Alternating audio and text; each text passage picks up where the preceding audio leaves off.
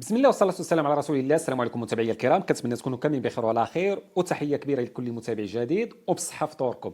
اليوم تجرات قرعة أولمبياد باريس 2024 أسفرت على النتائج التالية: المغرب جاء في المجموعة الثانية إلى جانب العملاق الأرجنتين، ومصر جاء في المجموعة الثالثة إلى جانب العملاق إسبانيا. نبدأ بالمجموعة الأولى اللي كتضم فرنسا، الولايات المتحدة الأمريكية، نيوزيلندا، والفائز اللي غادي يكون ما بين صاحب المركز الرابع في كأس آسيا تحت 23 سنة وغينيا من إفريقيا، يعني منتخب غينيا.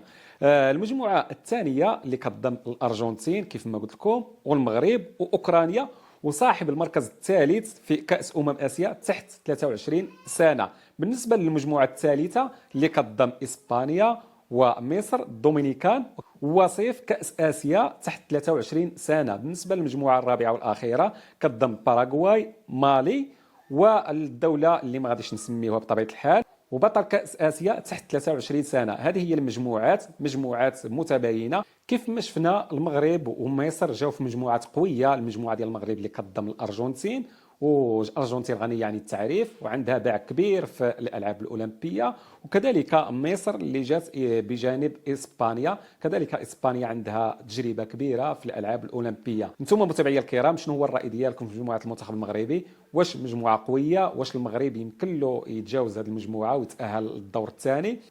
نبغي الاراء ديالكم في التعاليق، واللي مازال ما اشترك في القناه كنتمنى يشترك ويفعل الجرس باش يتوصل بكل ما هو جديد ومفيد في عالم كره القدم، وخاصه الكره المغربيه. والسلام عليكم ورحمه الله تعالى وبركاته.